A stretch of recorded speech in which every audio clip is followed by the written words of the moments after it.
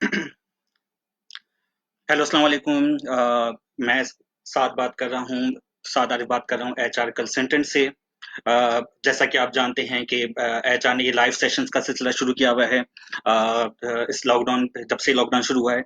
और इस live sessions का मकसद ये होता है कि हम आप लोगों को ये बता सकें कि यूनिवर्सिटीज़ के क्या अपडेट्स हैं, और ये भी आप लोगों को बता सकें कि यूनिवर्सिटीज़ अभी भी काम कर रही हैं और इवन ऑफर लेटर्स इश्यू कर रही हैं। सारी की सारी चीज़ें वैसे ही चल रही हैं। सिर्फ फ़र्क ये है कि पहले वो काम ऑफ़िस से हो रहे थे, आज घर बैठ के हो रहे हैं, लेकिन सारे सारे काम वैसे के वैसे ही हो रहे हैं, ठीक है? तो इसमें किसी को कोई परेशानी की बात नहीं है कि किसी के अगर ऑफ़र लेटर्स का मसला है या बाकी चीज़ों का मसला है, या ये सोच रहा है कि हम लॉकडाउन के बाद अप्लाई करेंगे, तो ये बात याद रखें कि अगर आप लॉकडाउन के बाद करेंगे अप्लाई, तो पहले से नंबर ऑफ़ एप्लीकेशन इतनी ज़्यादा प्लेस हो चुकी होंगी कि आपको वो सीट अवेलेबल हो कि नहीं हो, ये अब कहना बहुत ज़्यादा मुश्किल हो जाएगा। ठीक है, तो ज़्यादा बेहतर ये है कि अभी जो है एक जो करंट सिनेरियो चल रहा है, तो इसके अंदर आप अप्लाई कर सकते हैं और आप हमें डॉक्यूमेंट सबमिट करा सकते हैं। चाहे तो आप अपनी क्यूरी हमें प्लेस कर सकते हैं www.hrpakistan.com के ऊपर, या फिर हमें आप क्यूरी प्लेस कर सकते हैं www.hrpakistan.org के ऊपर। इवन या हमारे इस एफबी पेज के ऊपर भी आप अप्लाई कर सकते हैं। मैं मेनली जो जिन कंट्रीज के अंदर डील करता हूँ उसमें ऑस्ट्रेलिया है, ठीक है। और जब से जो करंट पेंडेमिक स्टार्ट हुआ है, इसके अंदर ज़्यादातर हमें जो क्यूरीज रिसीव हो रही होती हैं स्टूडेंट से या आप लोगों से, तो ज़्यादातर ये होता है कि सब ये पूछना चाह रहे होते हैं कि हमारा एलिजिबिलिटी क्राइटेरिया क्या है, कहाँ हम स्टैंड करते हैं, किस प्रोग्राम के लिए अप्लाई कर सकते हैं। तो आज का मकसद ये था कि इस प्रेजेंटेशन का कि मैं आपको ये चीज़ें डिटेल में बता सकूं, ठीक है, कि अगर किसी ने इंटर किया हुआ है और किस परसेंटेज से किया हुआ है, तो किस प्रोग्राम के लिए अप्लाई कर सकता है, किस एंट्री पॉइंट के लिए वो अप्लाई कर सकता है, चाहे वो ए लेवल्स वाला हो, ओ लेवल्स वाला बच्चा हो, चाहे वो 2 साल का बैचलर किया हुआ बच्चा हो, चाहे वो 3 साल का बैचलर किया हुआ बच्चा हो, या वो स्टूडेंट जो कैरियर ट्रांसफर के लिए अप्लाई करना चाह रहे हैं, या वो जो मास्टर्स के बाद एक्सपीरियंस लेके बैठे हुए हैं, या फ्रेशली ग्रेजुएट हैं, ठीक है। तो इस तरह के हमारे पास क्यूरीज हिस्ट्री होती रहती हैं डेली बेसिस के ऊपर। तो आज मैं इन चीज़ों को बताना चाह रहा था, ठीक है।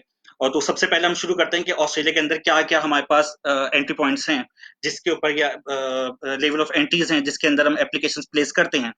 सबसे पहले हमारे पास फाउंडेशन आ जाता है, दूसरा हमारे पास अ, डिप्लोमा आ जाता है, तीसरा हमारे पास अगर हम बात करते हैं तो डायरेक्ट बैचलर प्रोग्राम्स आ जाते हैं, फिर उसके बाद हमारे पास मास्टर्स आ जाता है, फिर उसके बाद अगर हम बात करते हैं तो हमारे पास रिसर्च प्रोग्राम्स अवेलेबल हो जाते हैं। अब बात आ जाती है फाउंडेशंस की, कि फाउंडेशंस में कौन स्टूडेंट्स अप्लाई कर रहे होते हैं, किन बच्चों को स्टेट ऑफ फाउंडेशन के अंदर मिल रहा होता है। फाउंडेशन के अंदर वो लोग अप्लाई कर रहे होते हैं जिनकी एजुकेशन इक्वल टू 12 ईयर्स या 13 ईयर्स नहीं होती, ठीक है। तो वो या फिर वो लोग जो कम परसेंटेज के साथ अपना ए लेवल्स या फिर इंटरमीडिएट करके बैठे हों, तो फिर वो आपको फाउंडेशन के लिए अप्लाई कर रहे होते हैं। ज़्यादातर ओ लेवल्स वाले बच्चे फाउंडेशन के अंदर स्ट्रेट अवे अप्लाई कर देते हैं। इसी तरह अगर हम बात करते हैं इंटरमीडिएट स्टूडेंट्स की, ज़्यादातर जिनके 50% के अंदर मार्क्स होते हैं या 50 टू 60 के दरमियान मार्क्स होते हैं, वो फाउंडेशन के अंदर प्लेस कर रहे होते हैं ऑस्ट्रेलिया के अंदर या ऑस्ट्रेलियन यूनिवर्सिटीज में। इसी तरह अगर हम आगे चलते हैं डिप्लोमा के अंदर वो स्टूडेंट्स जा रहे होते हैं जो थोड़े बहुत परसेंटेज से या फिर पॉइंट से लैग कर रहे हों, ए लेवल्स वाले बच्चे जिनके ग्रेड्स कम हुए होते हैं, ठीक है। तो वो डिप्लोमा के थ्रू जा रहे होते हैं। डिप्लोमा के अंदर ज़्यादातर जो इंटरमीडिएट स्टूडेंट्स होते हैं वो 60% अबव के ऊपर वो डिप्लोमा के थ्रू एंट्री ले सकते हैं ऑस्ट्रेलिया के अंदर, ठीक है। और अगर आपको वैसा अगर कोई सेल्फ असेसमेंट करानी हो तो हम लोग अवेलेबल हैं। आप हमें डॉक्यूमेंट सबमिट कर सकते हैं, हमें क्यूरी प्लेस कर सकते हैं हमारे दिए हुए नंबर्स के ऊपर, वेबसाइट के ऊपर। तो हम आपको एसेस करके बता देंगे कि आप एचएससी की जो आपकी करंट परसेंटेज है, उसकी बेसिस पे आपके कहाँ किस यूनिवर्सिटी के अंदर कहाँ प्लेस हो सकते हैं आप। अब बात आ जाती है वो स्टूडेंट्स जो ए लेवल्स करके बैठे होते हैं या ए लेवल्स कर चुके हैं, या ए लेवल्स के जिनके अभी अपेयर होने जाने होंगे अभी अभी अपेयर ए लेवल्स के अंदर, उन सब के पास ऑप्शंस अवेलेबल हैं। अभी वो अप्लाई कर सकते हैं, होप लेटर की बेस पे कर सकते हैं। इवन अपना इंस्टीट्यूशन से अगर वो होप लेटर निकलवा लेते हैं ए लेवल्स का और एएस के ग्रेड्स लगा के हमें एप्लीकेशन प्लेस करते हैं या हमें डॉक्यूमेंट सेंड करते हैं, तो हम उन यूनिवर्सिटीज की लिस्ट दे देंगे जहां पे वो, लेकिन होप लेटर ऐसा होना चाहिए जो आपके एएस के ग्रेड्स को लग रहा हो कि आपने जो आपका होप लेटर है वो एएस ग्रेड्स के साथ मैच कर रहा हो, तो जिसकी बेसिस पे हम आपका अप्लाई करते हैं। अब बात आ जाती है ए लेवल्स की एंट्री डायरेक्ट ज्यादातर हो जाती है। इसी तरह एचएससी स्टूडेंट्स जो अबव 70% लेके बैठे होते हैं, या एवरेज मार्क्स भी जिनके, या जो 70s के अंदर होते हैं, कुछ यूनिवर्सिटीज उनको डायरेक्ट अकोमोडेट कर रही होती हैं विदाउट एनी फाउंडेशन और विदाउट एनी डिप्लोमा। ठीक है, लेकिन वो नंबर ऑफ पर्टिकुलर यूनिवर्सिटीज हैं जो आपको अकोमोडेट कर रही होती हैं डायरेक्ट एंट्री के लिए। तो जब आप हमें डॉक्यूमेंट सेंड करेंगे तो हम आपको उन यूनिवर्सिटीज की भी लिस्ट सेंड कर देंगे, या हम उन यूनिवर्सिटीज के भी आपको प्रपोजल सेंड कर देंगे। अगर आप मुझसे कांटेक्ट करना चाहते हैं तो मेरा नंबर है 034647477031। मैं व्हाट्सएप पे भी अवेलेबल हूँ, आप मुझे जब चाहें व्हाट्सएप कर सकते हैं, अपनी क्यूरी प्लेस कर सकते हैं, या अगर आप ईमेल करना चाहें तो srf@hrpakistan.com के ऊपर भी आप कर सकते हैं। अब बात आ जाती है डायरेक्ट एंट्रीज की। मैंने आपको बता दिया कि ए लेवल्स का बच्चा डायरेक्ट एंट्री ले लेता है अंडर ग्रेजुएट के अंदर। इसी तरह आपका एचएससी का बच्चा, अगर किसी का 70% एवरेज है और ओवरऑल 70% मार्क्स हैं, वो भी डायरेक्ट एंट्री ले सकता है। अब बात आती है कि कुछ स्टूडेंट्स हमारे पास आते हैं, या फिर कुछ स्टूडेंट्स की क्यूरीज आ रही होती हैं जो बीकॉम करके बैठे होते हैं, जिनके 2 साल का जिनका मास्टर्स बैचलर होता है। अब वो कहाँ है? ज्यादातर कुछ यूनिवर्सिटीज के पास आपके पास ग्रेजुएट डिप्लोमा के थ्रू एंट्री हो रही है, या प्री मास्टर्स के थ्रू आपकी एंट्री हो जाती है। ठीक है, उसके अंदर ये होता है कि केस टू केस चल रहा होता है। हम केस टू केस उसको स्टडी करते हैं, कि एसेस करते हैं कि कौन सी यूनिवर्सिटीज आपको किसमें कर सकती हैं। लेकिन यूनिवर्सिटीज ऑफर कर रही हैं, इसमें परेशानी की कोई बात नहीं है कि अगर आपने बीकॉम कर लिया और आपके लिए कोई वे आउट नहीं है, ऐसा कुछ नहीं है। आपके पास ऑप्शंस अवेलेबल हैं अभी भी। अब बात आ जाती है, आगे हम परसू करते हैं चीजों को लेके, कि वो बच्चे जो अभी बैचलर कर रहे हैं, ठीक है, और चाहते हैं कैरियर ट्रांसफर के लिए अप्लाई करना। अच्छा, ज्यादातर हमारे पास स्टूडेंट्स की क्यूरीज आ रही होती है कि उन्होंने एक सेमेस्टर किया है और उसकी बेसिस पे कैरियर ट्रांसफर चाह रहे हैं, या 2 सेमेस्टर किए हैं उसकी बेसिस के ऊपर कैरियर ट्रांसफर चाह रहे हैं। कैरियर ट्रांसफर जो हैं वो हैं अवेलेबल। ठीक है, ऑस्ट्रेलिया आपको एक्सेप्ट करता है कैरियर ट्रांसफर के लिए, लेकिन उसकी भी एक क्राइटेरिया है कैरियर ट्रांसफर के लिए। आपको मिनिमम मिनिमम भी आपको 19 या 21 कोर्सेज आपने पाकिस्तान से कंप्लीट किए हुए हों। अगर आपने ये 19 टू 21 कोर्सेज कंप्लीट किए हुए होते हैं, उस बेसिस के ऊपर भी आपका कैरियर ट्रांसफर के ऊपर एप्लीकेशन जा सकती है।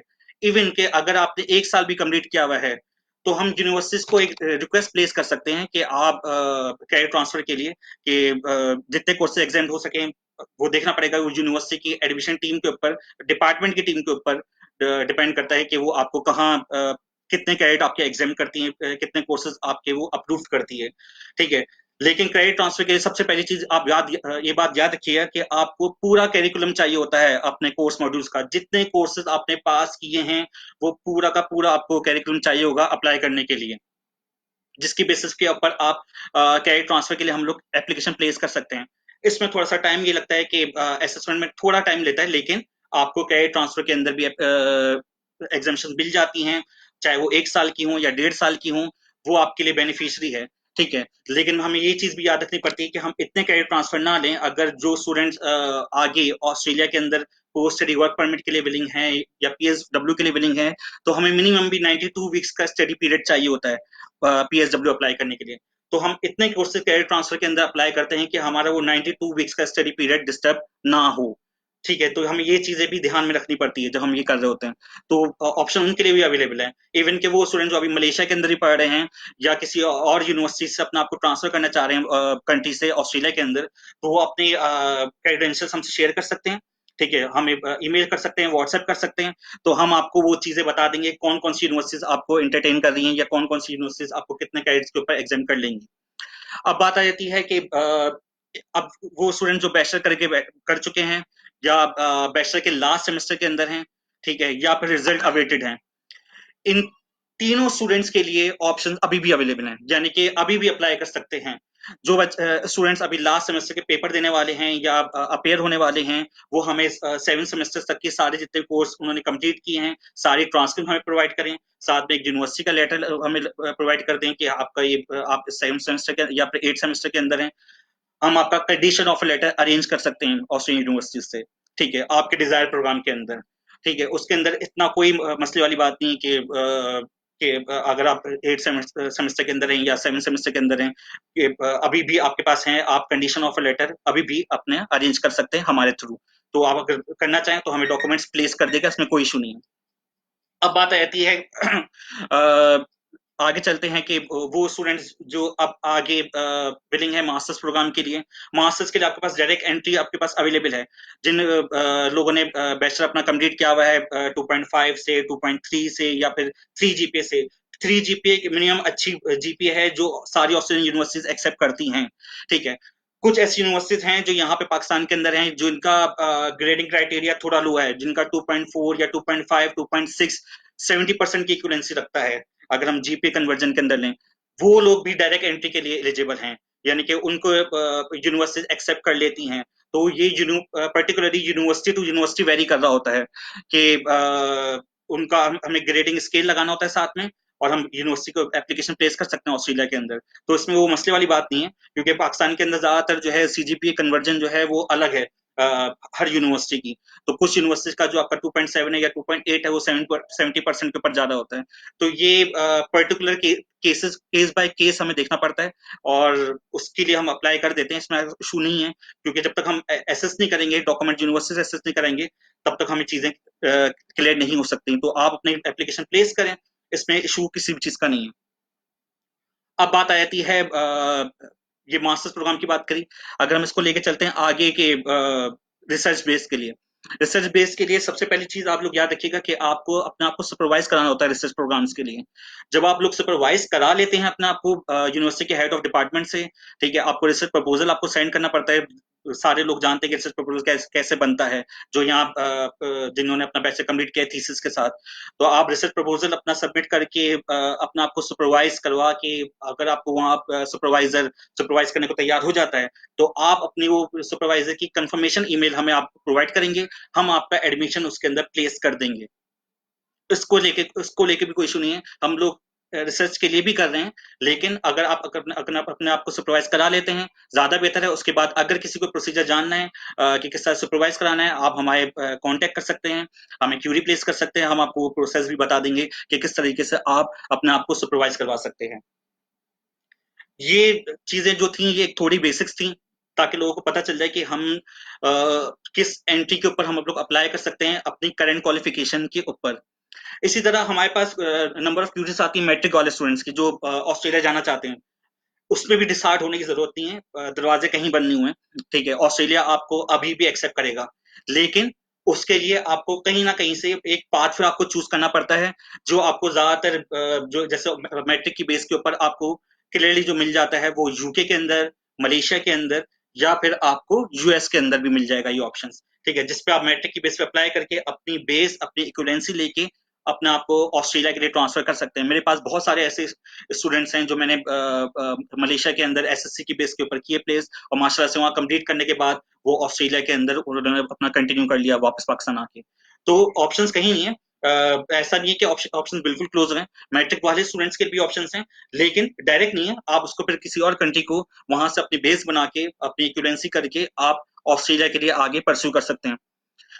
अब बात आ जाती है मोस्ट ऑफ द क्यूरीज जो हमें सबसे ज्यादा रिसीव होती हैं एचआर के पेज के ऊपर भी, या हमारे ऑनलाइन एफबी सोशल नेटवर्किंग के थ्रू भी, या व्हाट्सएप के ऊपर भी, कि स्कॉलरशिप्स क्या हैं, स्कॉलरशिप्स किस तरह की अवेलेबल हैं, और कैसे हम लोग स्कॉलरशिप्स का अप्लाई कर सकते हैं। देखें, स्कॉलरशिप्स आपकी हैं अवेलेबल, ऐसा नहीं है। कोई भी ऐसा नहीं है कि ऑस्ट्रेलियन यूनिवर्सिटी जो ना दे रही हो, लेकिन उसका भी सर्टेन क्राइटेरिया है। कुछ यूनिवर्सिटी 25% की दे रही हैं, कुछ 30% की दे रही हैं, कुछ 50% की दे रही हैं। ठीक है, और कुछ आप दे रही होंगी तो 100% की भी होंगी, लेकिन वो कुछ नंबर ऑफ यूनिवर्सिटीज हैं जो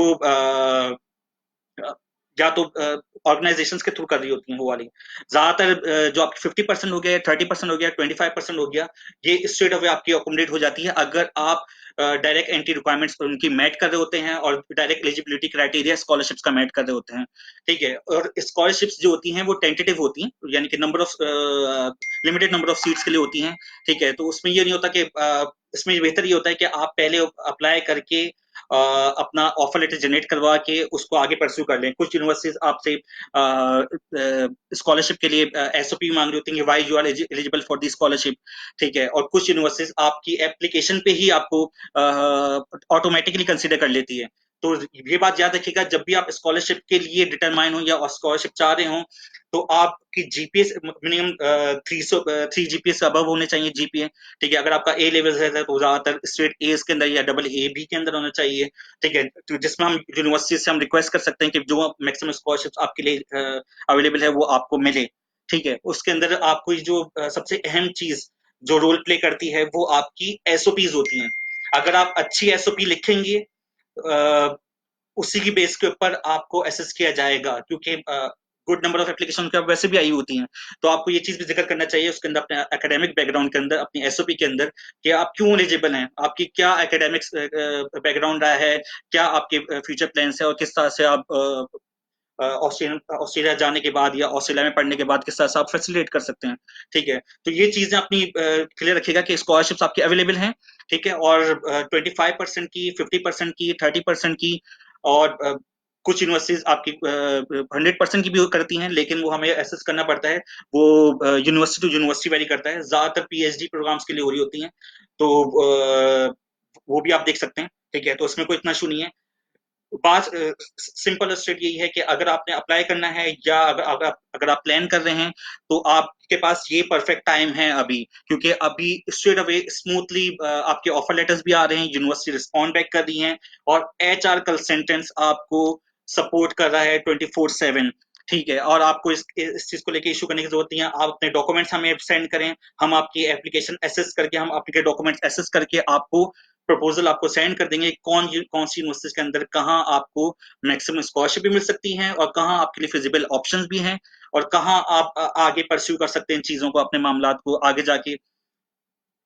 अब बात आई थी कि ऑस्ट्रेलिया के अंदर आपके पास दो तरह के पीएसडब्ल्यू ओपन हुए हैं, और ये बात तो सब जानते ही हैं कि रीजनल स्टेट्स के अंदर वो 2+1 का वीजा दे रहे हैं, और वैसे 2 इयर्स का पोस्ट स्टडी वर्क परमिट सबके लिए अवेलेबल है, जो 2 साल या 92 वीक्स की स्टडी कंप्लीट करता है। तो एक अच्छा आपके पास ऑस्ट्रेलिया, अगर हम बात करते हैं तो ओवरऑल एक अच्छी डेस्टिनेशन हम इसलिए कह सकते हैं ऑस्ट्रेलिया को, कि वेदर फ्रेंडली है। ठीक है, इतना ज्यादा आपको हेडल्स नहीं है, पार्ट टाइम जॉब्स को लेके इतनी ज्यादा आपको हेडल्स नहीं है। ठीक है, आसानी से आप अकोमोडेट हो जाते हैं चीजों को लेके। प्लस आगे आपके अगर आप परस्यू करना चाहते हैं सेटलमेंट की तरफ, तो आप अपने पीआर पॉइंट्स के ऊपर अपना को सेटल डाउन कर सकते हैं, आपको वो एक स्पेस देते हैं स्टडीज कंप्लीट करने के बाद। ठीक है, तो इसलिए हम ऑस्ट्रेलिया को एक one of the perfect destination for students के तौर पे हम जानते भी हैं। और अगर हम गूगल के ऊपर हम चीज हम करें भी, या सर्च आउट भी करें, तो ऑस्ट्रेलिया आपको थर्ड या फोर्थ नंबर के ऊपर नजर आएगा स्टूडेंट चॉइस के ऊपर, जस्ट बिकॉज ऑफ के चीजें बहुत फ्लेक्सिबल हैं, और एंट्री रिक्वायरमेंट बहुत फ्लेक्सिबल हैं। और यही चीजें आपको चाहिए होती है कि इंटरनेशनल स्टूडेंट्स को एक अच्छी डेस्टिनेशन, एक क्वालिटी ऑफ एजुकेशन, एक आफ्टर स्टडीज एम्प्लॉयबिलिटी रेशियो। ठीक है, जो एक इंटरनेशनल स्टूडेंट्स की रिक्वायरमेंट होती है, डिमांड होती है, वो सारी चीजें एक ऑस्ट्रेलिया के अंदर एक परफेक्ट पैकेज के अंदर होती हैं। ठीक है, लेकिन उसका मकसद यही होता है कि आपको परफेक्टली सही प्रोग्राम के अंदर इनरोल होना होता है, वो प्रोग्राम जो आपका इंटरेस्ट हो, वो प्रोग्राम जो आपके बैकग्राउंड को मैच कर रहा हो, वो प्रोग्राम जिसके अंदर आप अच्छी तरीके से एक्सेल कर सकते हो, क्योंकि आप अगर अच्छा पढ़ के निकलेंगे, अच्छी जीपीएस के साथ निकलेंगे, तो आपकी वेल सेटलमेंट कहीं नहीं गई है। ठीक है, और इसी के साथ मैं अपना जो ये सेशन है ये समअप करना चाह रहा हूँ, और उम्मीद करता हूँ हमारे 7:30 बजे हमारे पास, या 7 या 7:30 बजे हमारे पास क्वेश्चन आंसर सेशन भी होने वाला है ऑस्ट्रेलिया को लेके, जिसमें मेरे कुलीग आपको रिस्पॉन्ड बैक करेंगे आपके क्वेश्चंस का। होप करता हूँ कि आप वो ज्वाइन करेंगे, और उसके अंदर आप जो आपके क्वेश्चंस हैं रिगार्डिंग स्टडी इन ऑस्ट्रेलिया, वो आप उसके अंदर प्लेस करें। आपको हमारे जो कुलीग हैं वो रिस्पॉन्ड बैक करते रहेंगे, और इवन जो यहाँ पे मुझे मैसेजेस रिसीव हुए हैं, इंशाल्लाह मैं इसका भी आपको रिस्पॉन्ड बैक करूंगा बारी बारी। और ये बस आप लोगों से भी उम्मीद रखता हूँ कि आप लोग सब खैरियत से होंगे, और इस चीज को आप समअप करने जा रहा हूँ, और होप करता हूँ कि हम लोग जब मैं दूसरा सेशन करूंगा तो आप लोगों से दोबारा इंटरेक्ट कर सकूंगा, और दूसरी नई चीज के साथ, या कुछ नए पहलू ऑस्ट्रेलिया के लेके वो आपको मैं बयान कर सकूं। और आप अपना ख्याल रखिएगा, बहुत बहुत स्टे सेफ, स्टे होम, और अपने आसपास के लोगों का भी ख्याल रखें, गवर्नमेंट की दी हुई इंस्ट्रक्शंस को फॉलो करें, घर पे रहें, और अपना बहुत बहुत ख्याल रखिएगा। Thank you so much. खुदा हाफिज।